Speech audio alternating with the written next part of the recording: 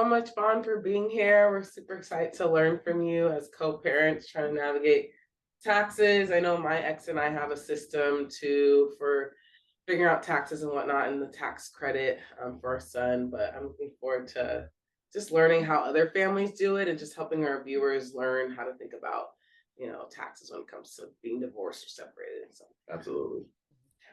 So do you want to tell us a little bit about yourself and like how you came to be on this journey of helping people with their taxes?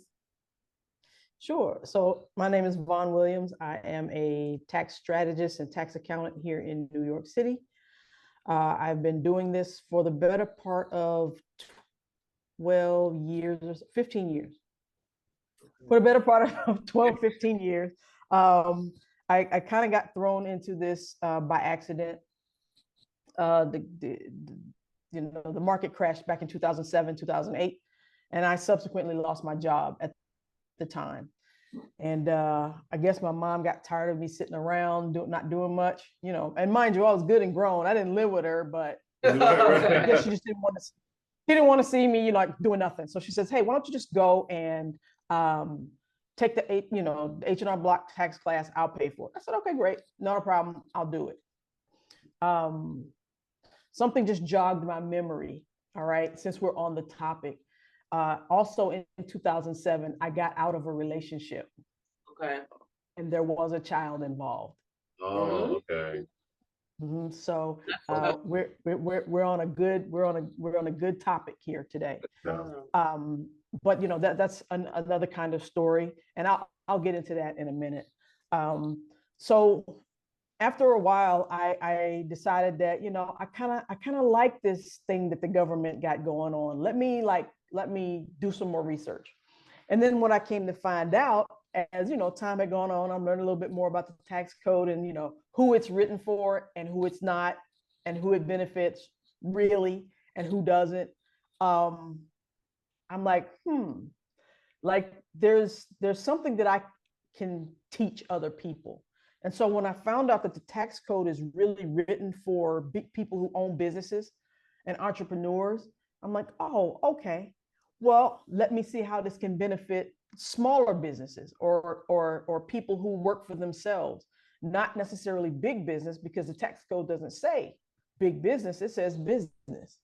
So whether you're an independent contractor, or you have, billions in income and, thousands and thousands of employees, the tax code is the same. You just interpret it to fit you. Now, what I do know between couples is that it can get quite nasty. Okay. It can get quite nasty. And usually it takes a level of maturity and sticking to the agreements is when it works. Okay. And I'm sure we'll get into all of that.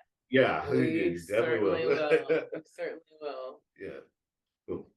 So, Vonne, when you got into the tax industry, and from what I'm hearing, you have like a community activism spirit. So, where did that motivation come from for you to take what you learned from the tax industry and bring it back to the people? Like, what motivated you to do that?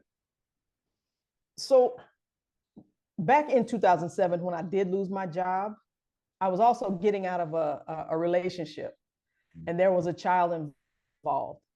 But I also found myself living in my vehicle. Oh, wow. So, that brings about another level of urgency, another level of questions, and a new level of I need to know more, so that I don't find myself in this position again. And so I began to do research about finances, because if I had some sort of savings, if my credit wasn't in the toilet, if I had done some other things with my money, I probably would not have found myself living in a vehicle in New York City in the wintertime. I could have at least found me a place to live or stayed in a hotel for, a night or so, but that wasn't the case. I was broke, like broke. right? And I had to be careful even in the car, in the minivan, because the heat didn't work. So I had to be careful about how I was running, gas. And so, at that particular point, I said, if I can help other people, then, I like something's got to come out of this. I can't just be in this van. Now, don't get it twisted. All right. I didn't come up with that until like towards the end of me being homeless. Because in the beginning, it was like, okay, God, this is a good time to go ahead and take me out of here. Because this sucks. Yeah. I don't want to do this no more. Right. And I'm also a veteran. So, I was hanging out around veterans pretty much all day long. And so this just kind of got to be a point of conversation. How do we find ourselves here? How do we make it better? And so in those conversations and, conversations with other people along my journey, I'm like, okay, I'm breaking this down in a way that people can get it. I'm breaking this down in a way that, a fifth grader can understand it. And I'm like, never thought about it. Maybe I'm good at this. And so that coupled with taking the H&R Block class and, encouraging other veterans to take advantage of the entrepreneurial programs that they provide for us. Like, don't just go get a college degree. Like, learn a business that you can make money with. Learn something that you actually like, and sell it to other people, whether it's a product or a service. If it's preparing taxes, like prepare taxes. That's a very lucrative side hustle. In the beginning of the year, and you don't have to mess with it anymore unless you want to. Well, that's not really the truth, but it's a lucrative side hustle. So yeah, that's kind of how it got to be like advocacy for those that are disadvantaged, disabled veterans, homeless veterans, Black and brown people, and I talk at a lot of women's homeless shelters as well. And just to encourage them to like, let's not find ourselves here ever again. Right. Let's put something together that is going to sustain you. You'll get all kinds of tax breaks. Like once you understand that this tax law, the tax code is written for you. And I know that that's weird for Black and brown people. It's written for me. Yes, you own a business. It's written for you. Right. So that's kind of how I get I always root for the underdog. I always have. The kid that nobody wanted to play with when you're young and in elementary school, I went and played with that kid. Not sure why. I just don't. I believe in fairness, and yeah. You get that fighter spirit. Like, you always fight. Like, always got to fight for what's right. Yeah. What branch of the military? Oh, I was in the Army. Okay. Mm-hmm. Thank you for your service. Thank you. That is my pleasure. Your story is incredible. I knew this was going to be a great moment for us, but wow, like there's so much to unpack there, and I really appreciate you sharing. Heartily, I appreciate that. So as far as like co-parents, right? Mm-hmm. What have you seen out there from good, bad, and ugly, like when they're navigating taxes or finances and such? I have seen good, bad, and ugly. Okay. Good stems from good communication and some level of trust and maturity. All right. It takes a mature soul to say, this is not about me. Even though, it may hurt, there's a lot of resentment, a lot of anger, right? And some other stuff, jealousy, you snatch the rug from under me. And when it gets to not be about me, then the parents can co-parent the child. Yeah. And of course, the ugly gets, anything that you can imagine in your mind, I've seen it. The worst, as far as taxes are concerned, is there's an agreement that 1 year I claim the child, the next year you claim the child. And when one parent doesn't honor that, then that's when it gets to be nasty. And that happens at least 5 or 6 times in my office every year. Oh, routinely. Oh yeah, yeah. It happens. And it's unfortunate. And then there's situations where, you know, one parent has only one child, but the other parent has 3 or 4 children. Okay. And so it's like, well, how come I can't claim my daughter? You got 3 other kids that you can claim. There's a limit. You can't claim but 3 kids. Why I can't just claim her? And you know, then now I'm the therapist. So okay, I'm putting my therapist. I wasn't here for this. Well, listen, because at the end of the day, the rule says that the child that lives, the parent that the child lives with more than 6 months in the year, that provides more than half of their support, right, is the parent that gets to claim the child. Right. Divorce decrees, however, make all that safe. But if the parents are not married, that's when it gets messy. So again, there has to be some level of maturity and understanding that, you know, the child is the point, not your tax refund. Right. So let me hear. So what does is it law or IRS? Like, what does the law say? I know you just said 60 or, you know, 6 months or what have you, but is there some guidance that they give parents when there is a little gray area? So the gray area is, well, I pay child support. Or you know, I give you money for her or him. I give you money, like I provide all of the financial support. The baby just lives in your house. The law does not account for any of that. The law says if the child lives under your roof, and basically if the child lives under your roof and you are paying the rent or the mortgage, that is more than half of the support. It doesn't matter who feeds them, doesn't matter who puts clothes on them, doesn't matter who pays the electricity bill, it doesn't matter any of that. If the baby lives under my roof, I technically am the only one that can claim the child. Interesting. And I can see how people can get frustrated with that too. Out of situation. And is that all 50 states? Because you know how certain states has different types of. That's all 50 states. Well, that's a federal law. That's the federal law. Yeah. So the states kind of do some different things, right? So I know that in New York, if you pay child support, you get some credit for that. So that's something that as a tax accountant that I have to remember.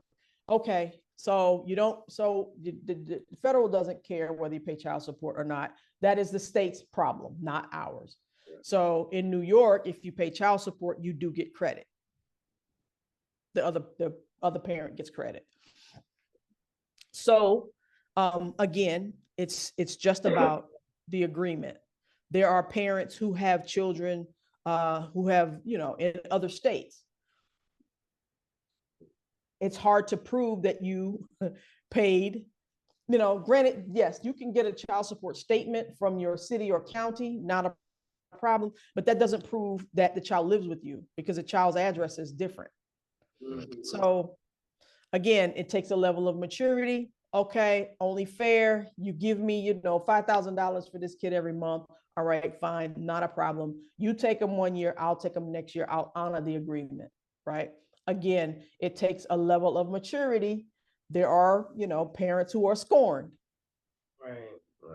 Now, let me understand this. Like, if you were to rewrite taxes and the laws around taxes or what have you, is there something you would change to accommodate these various and fluid family structures?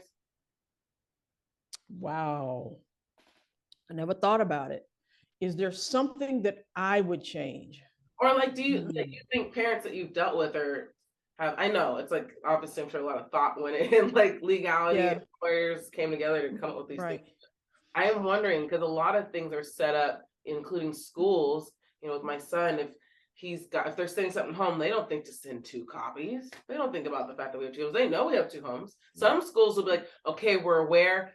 What's your parenting schedule? Oh, you got a Monday, so whenever there's an issue on Mondays, we're gonna call this number. Some schools are accommodating like that and are ready to, but so I'm thinking of all the systems, including the taxes, that aren't really thinking about these non-traditional families, I think.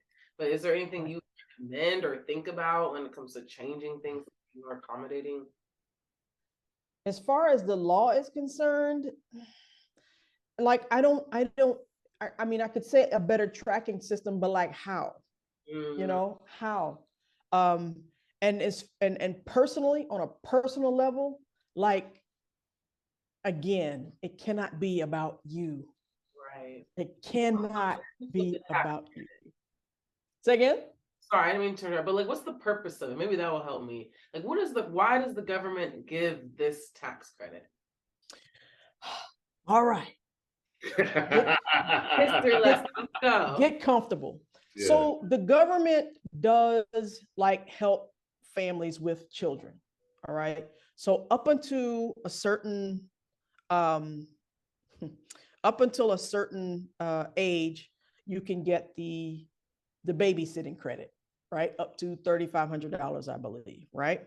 And then after that, up until the child is 17, or they must not be 18 by December 31st of the tax year.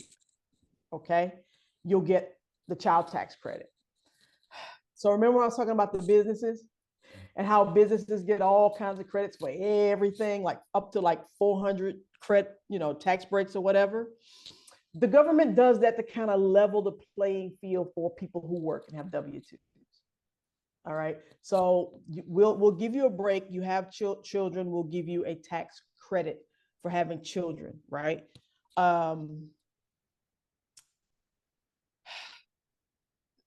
It's kind of like, but even still, that's up to a certain income level. Right.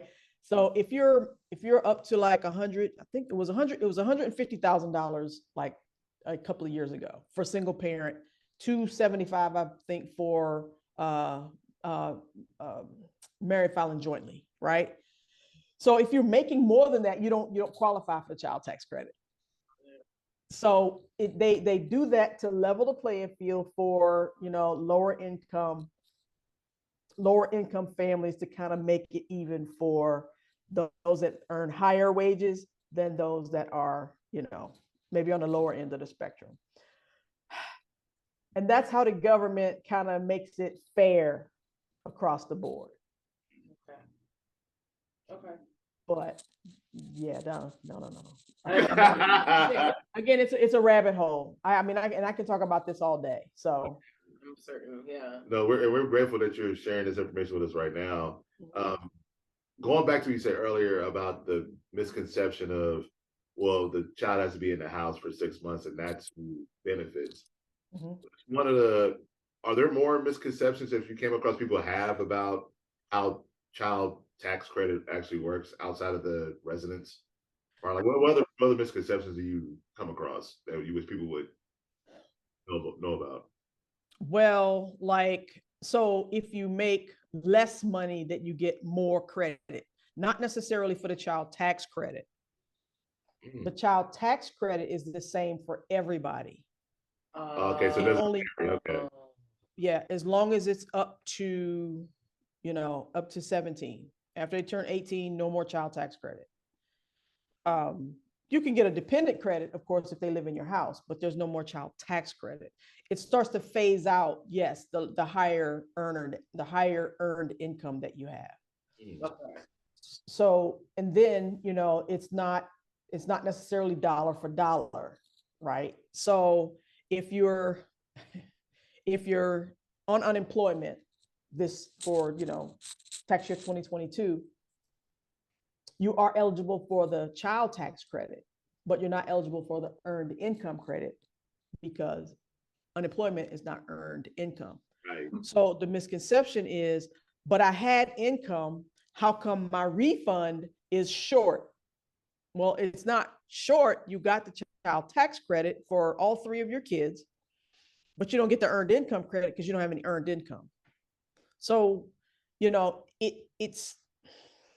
gets to be, and even then still it's not dollar for dollar. So even if you do have earned income, whatever your refund is or whatever your income level is, the credit will help you lower your tax liability, how much you owe, because that's the point. Everybody owes, everybody pays. Right. Everybody pays. It's the credits that keep you from owing as much. Right. Which in turn can be a refund. Okay. So, I tell my clients all the time, the point is not the refund. The refund is an illusion. It's not real. It's an illusion. Wait, this is something that, okay. So one of my best friend's mom does this as well. She's a tax generational business there. And that's one thing that like kind of tripped me up was when I was talking to her. She's like, the goal isn't to get a big refund. If you're getting a big refund, that means that your money, you're overpaying upfront too much. Like you're getting too much taken from your check to be held there. And you're not, that money that's being held there with wherever there is, I'm sure you can tell me. But anyways, the money that's being held with the government and taxes or whatever, isn't appreciating. It's not like growing you money. So it's just sitting there in this place and you're getting it back. Sure, it feels good, right? It feels good. You're getting like $1,000 back, but actually in reality, that means they're taking too much up front and you should have gotten more back. But you should have given less up front. You could have then done something with your money to invest it in, just sitting in the bank, not a high investment, or like putting in stock or whatever. But the goal would be like 0% or $0. Or returned. Is that right?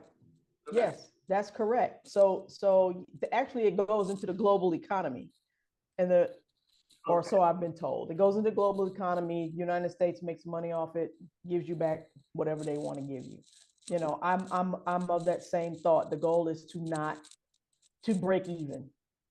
Or to not, and for me, somebody who's in business, if I pay $100, I'm happy about that. So I've made my money.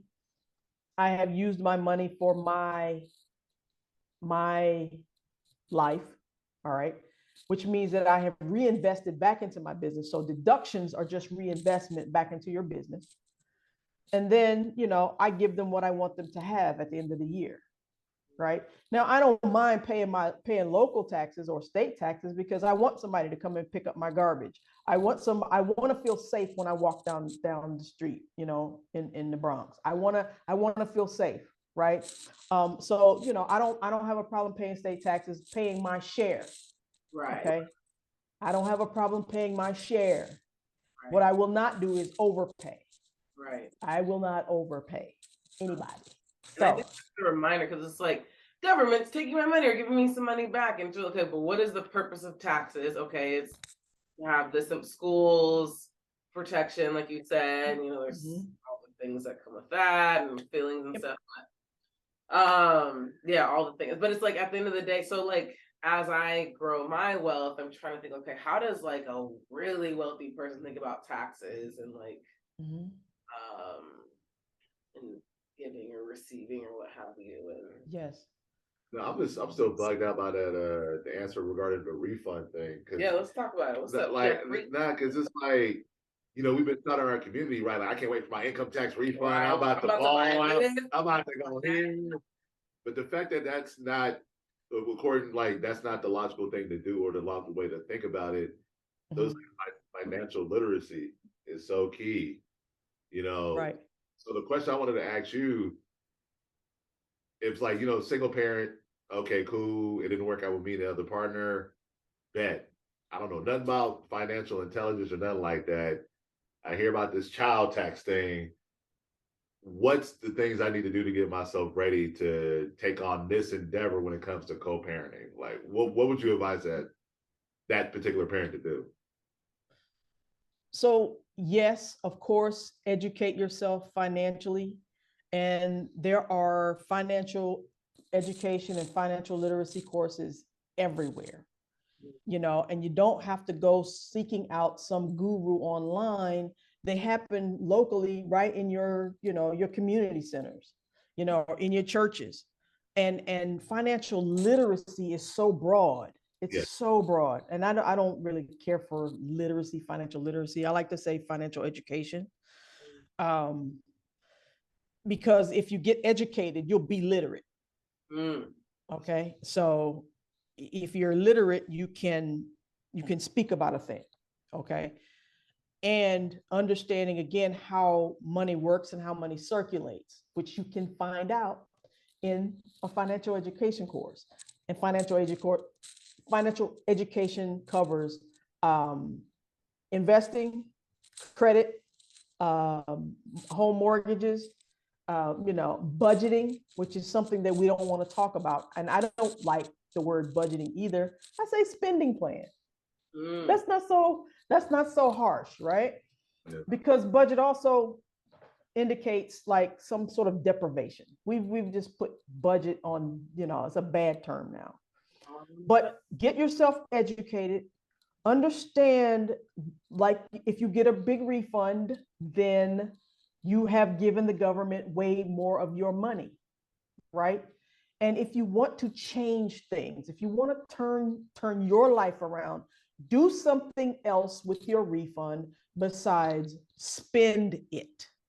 Right. Invest, and I'm not saying don't spend it, because that's the other thing. Remember, I just said something about deprivation. That's where we get crazy. That's where life gets a little stupid. Like, yes, if you work hard, like go buy yourself something nice. Absolutely. You know, go buy your kids something nice. Absolutely. Right. But invest in some sort of stock. Invest in, you know, a co-investment for a rental property or something like that. Go put a down payment on a vehicle and put it on Turo. Sure. You know, if you get $3,000 or $4,000, take some of that and go put it on a down payment. Like Turo's a very lucrative business.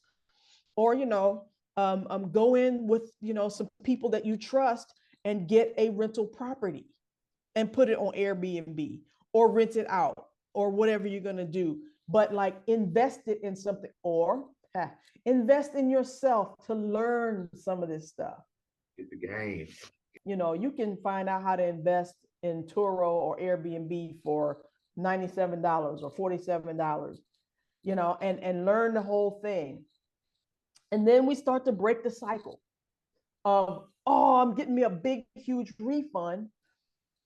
I mean, I've seen where people have gotten refunds bigger than their salary that they got all year.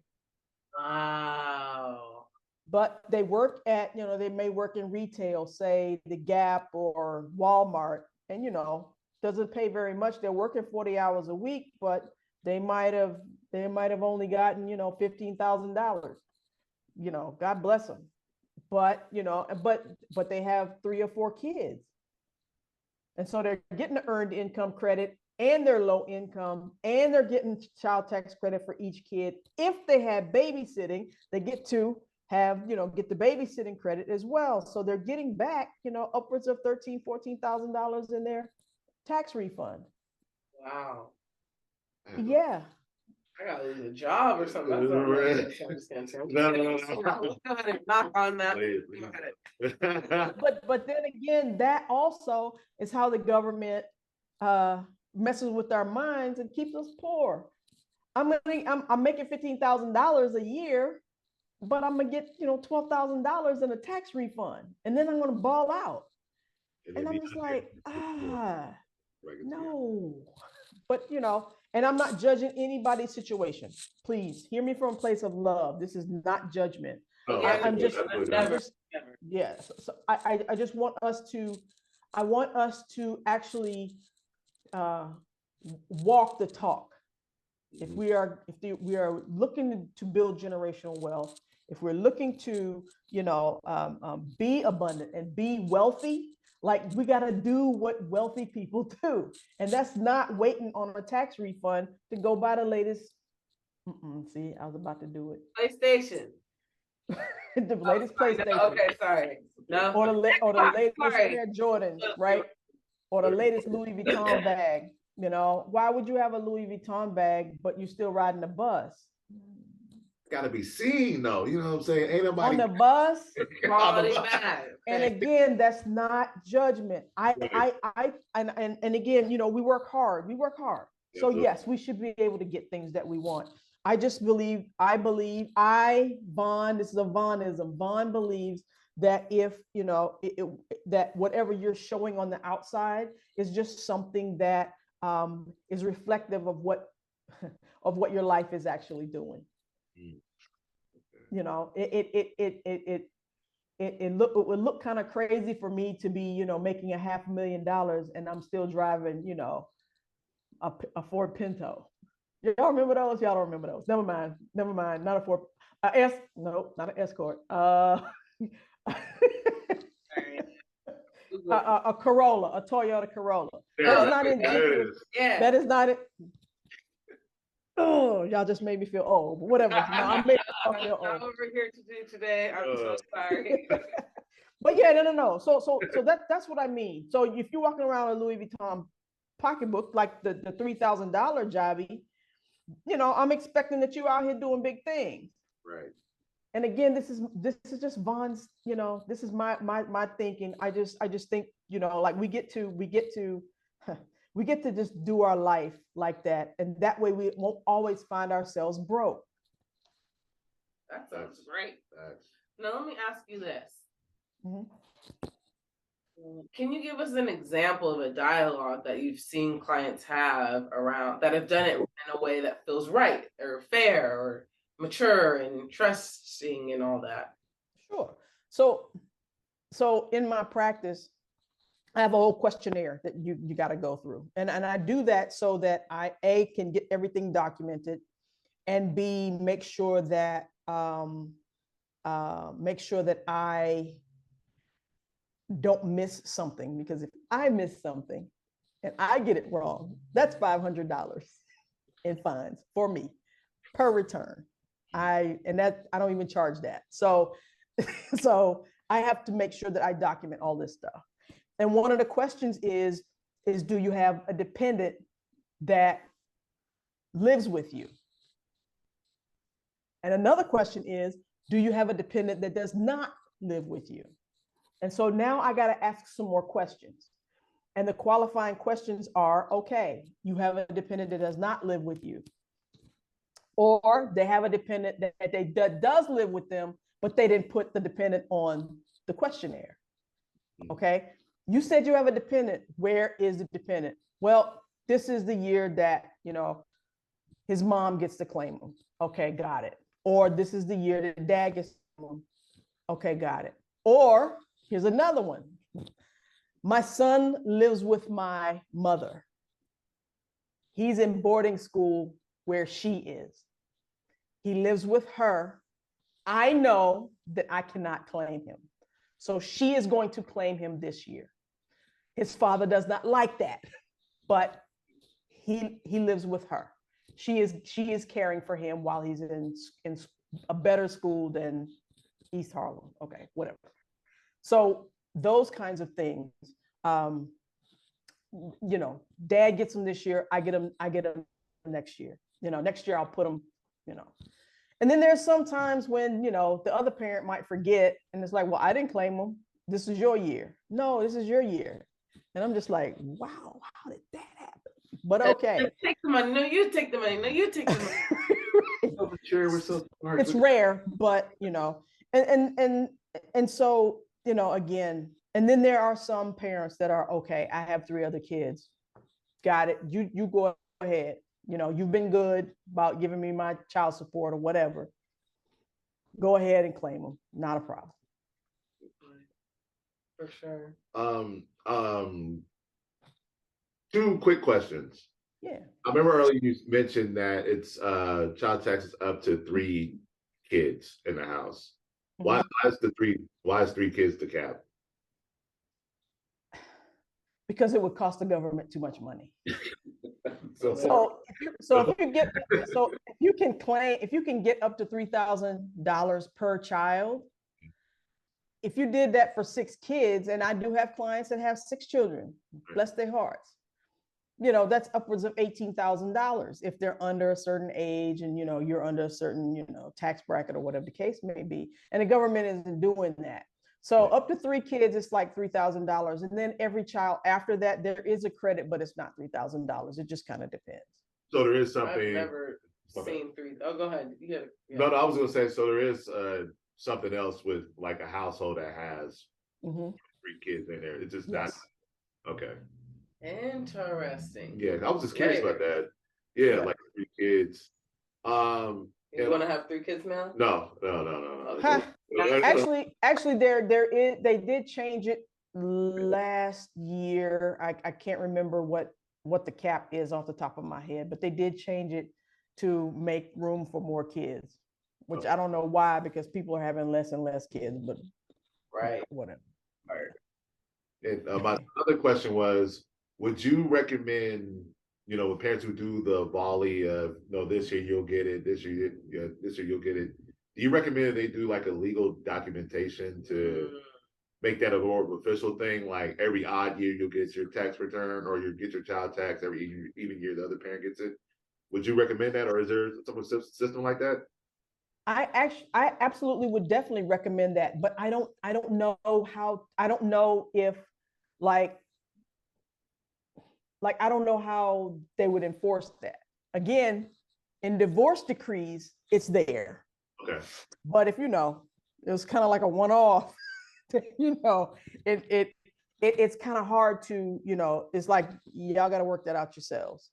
Right. So it's like the only, and even when child support court gets involved, there's no tax implication at all. There's no rule around taxes. Again, y'all got to figure that out. Right. Okay. Yeah, So, I wish there was, but you know, the government's not going to support that. The government supports marriage. oh, that part. That's the business. Me and my ex, we always strive for like switching off. Me and my co-parent, trying not to say ex. Me and my co-parent, we switch off every year who claims Dior on their taxes. And there was one year where I filled out, I said, I'm not claiming him. I said, it was TurboTax. I don't know if we're allowed to say that for media purposes. There's anyway, on TurboTax, I had put, I am not claiming him. I checked the box. No, I'm not claiming Dior. It's not my turn this year, right? Right. However, they said, how much did you spend on the kid? How much time was you? I was answering the questions honestly. Well, he's with me 50% of the time, or I spent this much money on him, and I was the one who filed first that year.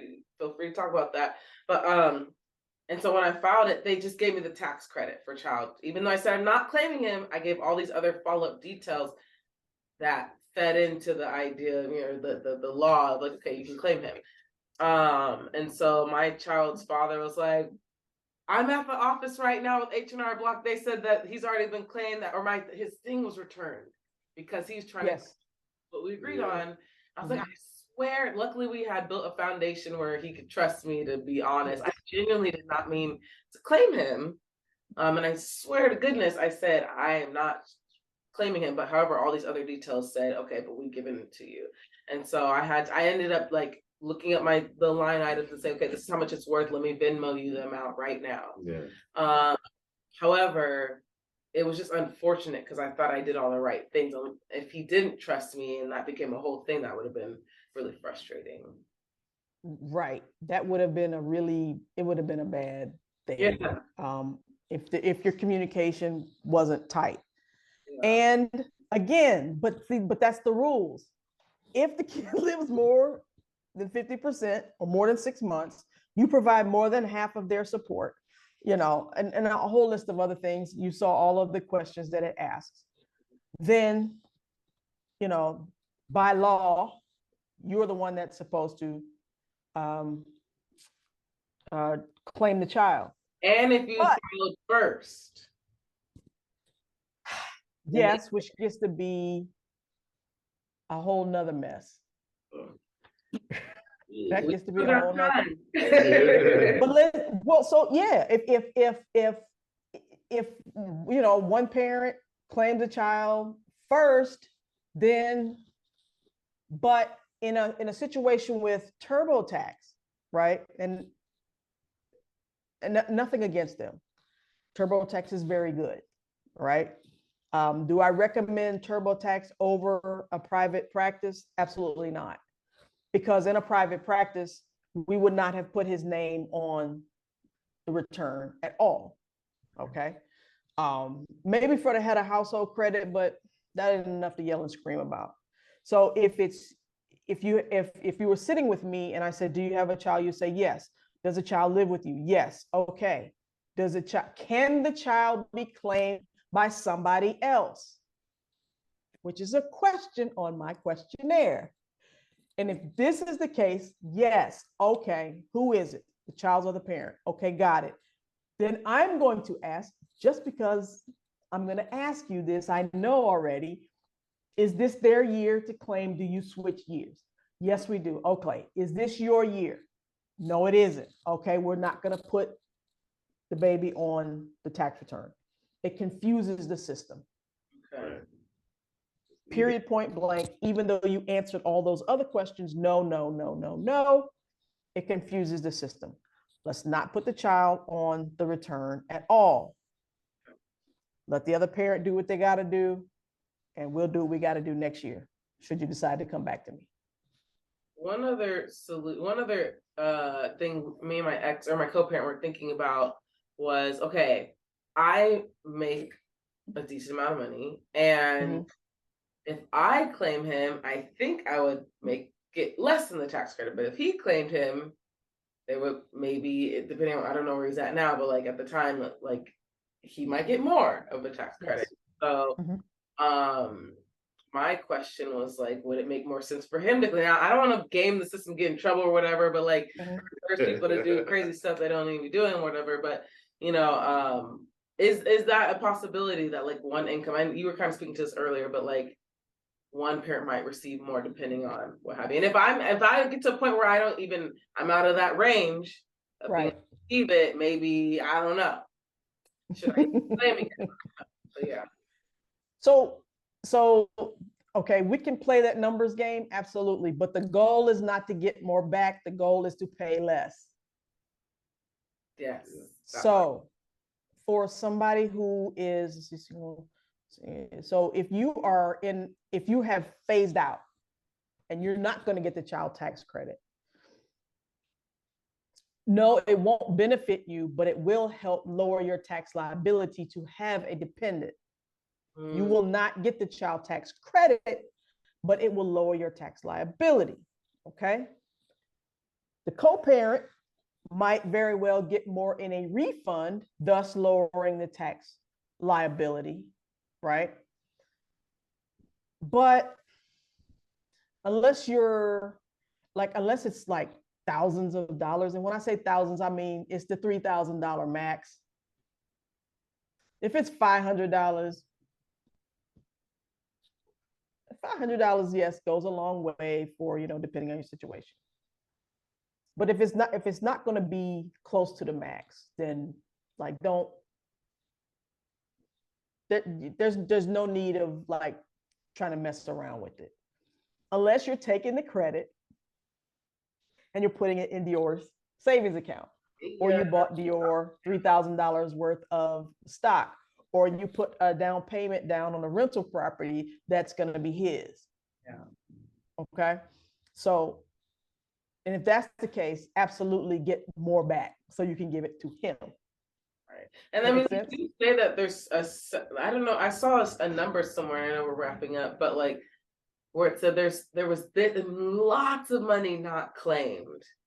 And I'm trying to conceptualize, how are people supposed to think of that? Like, is there this much money floating around that wasn't claimed because people aren't given the resources and tools and education on how to do it? Or should people be owed back that money? Where does that money go? Like, have you seen that number before? As far as the child tax credit is concerned? In terms of just people not knowing all these certain tax credits, and you've even said something in the call where you're like, well, I've got to remember. I'm like, oh gosh, I got to rely on a tax consultant to remember something about something that could impact me. It's kind of scary that It's if I don't very do the right thing or put the right thing or no, or someone doesn't remember that I could not be giving what I'm owed or whatever. right. So that's why, and I know that my questionnaire can be quite daunting and rigid, but I want to know like your whole. Yeah, taking it. It's needed. It's needed. It's necessary. Yeah, it's necessary so that I don't miss something. Yeah. So that so that we can serve you and get you all the credits that you're owed. If you don't have children, okay, if you got student loan interest. Now, nobody has any student loan interest for the last couple of years, but if you've been paying, get the few dollars back. It's not a whole hell of a lot of money, but get it back, right? Did you have a side hustle? And some people have side hustles and they don't tell anybody because they want to keep all their money. Now, that's illegal. Oh, okay. But it's not traceable. If somebody pays you to mow their lawn in cash, nobody knows you have that money. Right? So they're not going to report that. But if you use something like PayPal or Cash App, even though it's not a business, there's a paper trail. Right. Here's the funny thing. If you rob a bank, you're supposed to report that money on a tax return. And go to jail and a few other things, I imagine, but you're going to go to jail if they catch you anyway for tax evasion. Oh, snap. Hey, that's how Al Capone went to jail. But anyway, like y'all, Al Capone hey, listen, Al Capone went to jail for tax evasion. Al Capone did not go to jail for all the stuff that he did. Yeah. So, now, hold on. Let me answer your question. The reason that there's all of this money floating around out there too is because people don't file. And maybe they didn't have any income. But whether you have income or not, you are still eligible for the child tax credit if you have children. So if there's people who have not been working, or they live in a homeless shelter, or they, whatever the situation is, whatever the circumstance is, then, or the children live with the grandparents. And if the grandparents are not working and they don't file, yes, to collect the Social Security, they can choose to file it if they want to.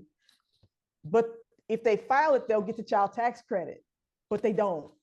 And so nobody ends up claiming the children. Yeah. Okay. So it's those situations that all of this money, wherever it is still like unclaimed. Yeah. That part. Just floating. So speaking of that, we're still recovering from the whole pandemic. So did COVID-19, how did that impact the tax codes? Or did it have impact at all? Especially for child. For child, yeah, for the child tax. Well, it because so people got the advanced child tax credit. So if you were going to get $3,000 per child, you got $1,500 per child before, the tax season, before the year ended. This was in 2021. Okay.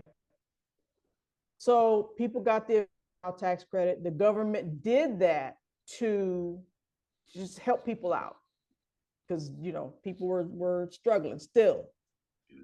Even though that was the end of the pandemic, people are still struggling. So they got the advanced child tax credit. Yeah. How it messed people up is it's an advanced child tax credit. So when their refunds were lower or they owed, they were mad. But I'm like, you got it already. Yeah. No, I didn't. Yes, you did. I didn't hear it as an advancement, I'll be honest. And that was interesting co-parenting around that because Adama had, my co-parent had claimed the year leading up to COVID, even though it was like my year to claim it, but I didn't get anything because the last thing they had in the system was him or something. Maybe it was me. I don't even remember. But we right. But Yeah.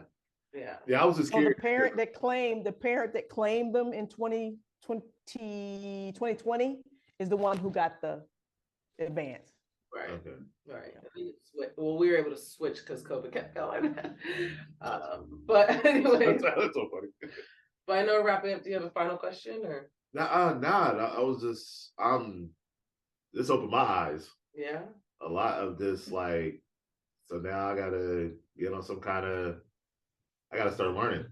What do you guys do for taxes? So I just let her. It's all Right. not. Let me say not let her. I don't want to be cussing me out, but I don't like. I'll allow you to know. Like, we made an agreement from the jump that she claims it off because she's dope. She's amazing. My co-parent. So I was just like, I'm not even gonna fight with that. So. And you pay child support, but Jocelyn's with her most of the time. Yeah. Okay. Yeah, Okay. so, Got it. yeah. I'm So, trying to but be you all have smart. an agreement. Yeah, smart and Okay. mature. I don't want no problems. All about peace. We don't want no problems. It's all about peace. Yeah, that's what's up. Are people able to download that questionnaire just to see if they check off what they would need to have? Not necessarily like working with you, but just to make sure they're on point with their stuff. Or is that No, no, but I do have like a checklist that people can download. It's on.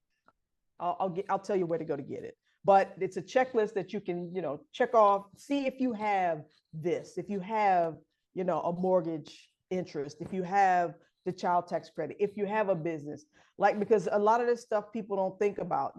Did you? Here's the most common.